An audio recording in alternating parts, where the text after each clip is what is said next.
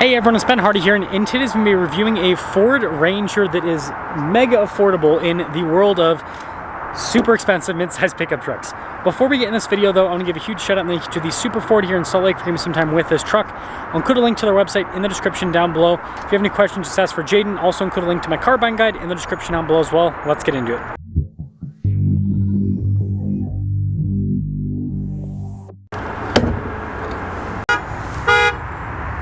Powering this is a turbocharged 2.3 liter 4-cylinder that goes through a 10-speed automatic transmission.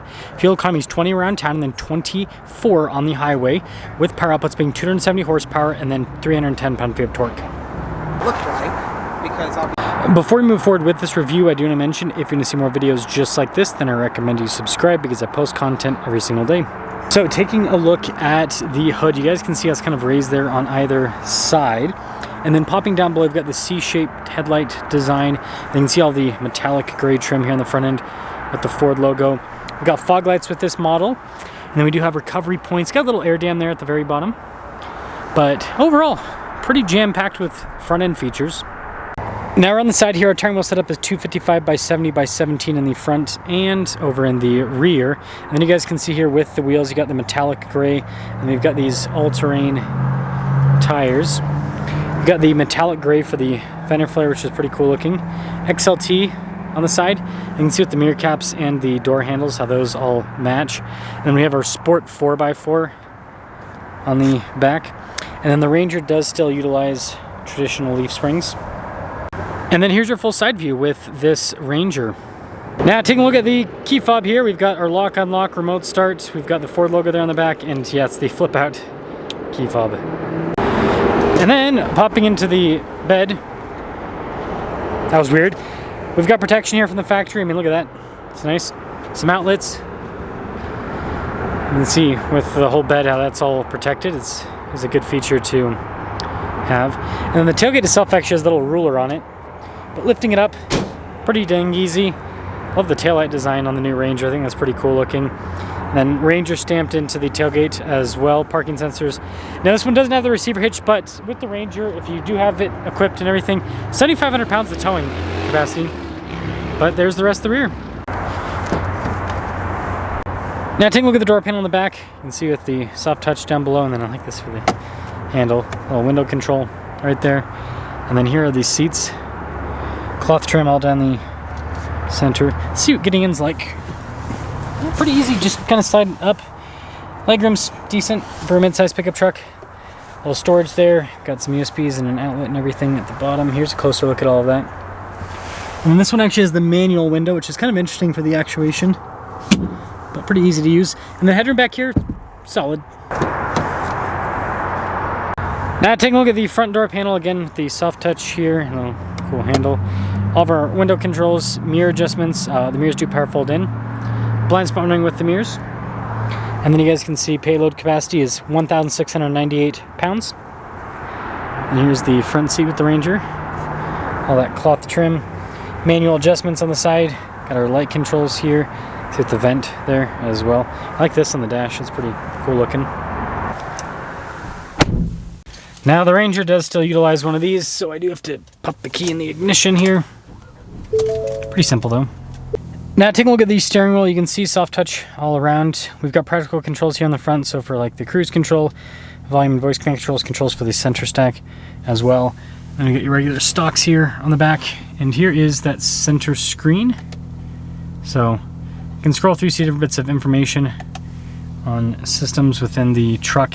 Now the next cool thing is the drive modes will also pop up here as well. So I've got a few different drive modes for different situations. Just a regular backup camera in reverse trajectory lines, turn with the steering wheel there. And then as for the rest of the infotainment system here, you can see you've got analog controls there for the climate, single zone climate, little radio control. It looks so similar. I kind of mix them up every so often. But then you also have climate controls there on the screen too, so they kind of double down for the camera. And then you can press that to pull down vehicle information tab. And this is kind of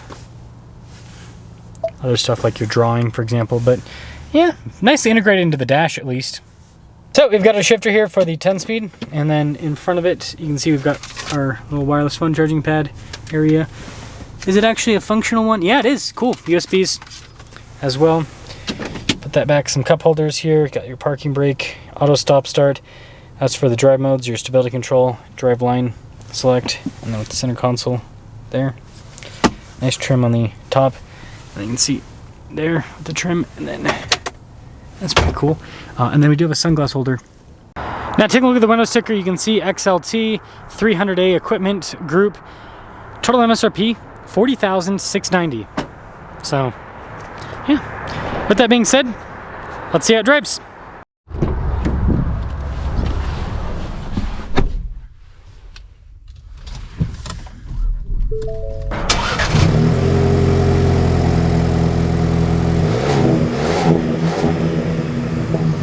Let's talk about visibility in the Ranger before we set off. There's over the hood, both the mirrors. Do a blind spot, and they're at the rear. Let us set off in the Ranger that is very, very reasonably priced for a mid-size pickup truck in the world where it seems like all the mid-size pickup trucks are now $50,000. This thing at $40,000. Pretty reasonable in this crazy, crazy world. Good torque. Ooh! Yeah, that 2.3 is a monster. It is a monster, that is for sure. I'm gonna lean this back a little bit so you guys can get a better view.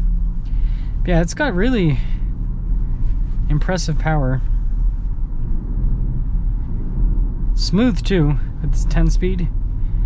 It knows exactly where to put everything. And this does, you know, drives like a traditional truck. Again, you got leaf springs in the back, you got body on frame construction, so it has that kind of, it's not super bumpy, but you got that kind of, you know, bumpy, isolated truck feel that I personally like.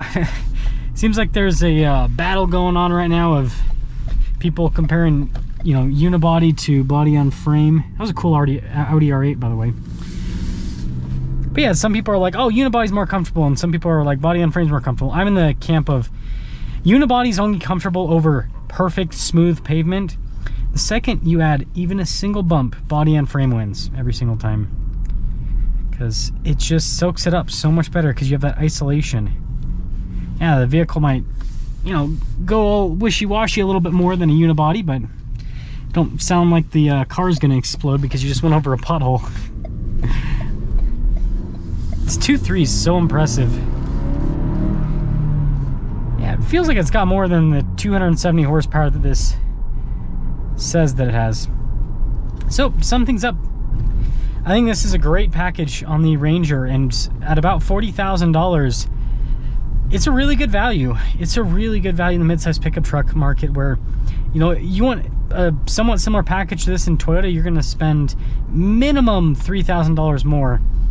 But you don't really get a super comparable package because you're gonna have like the SR5 with the Tacoma versus this is the Sport. So like, yeah, Ford's just killing it with the value game with this new Ranger.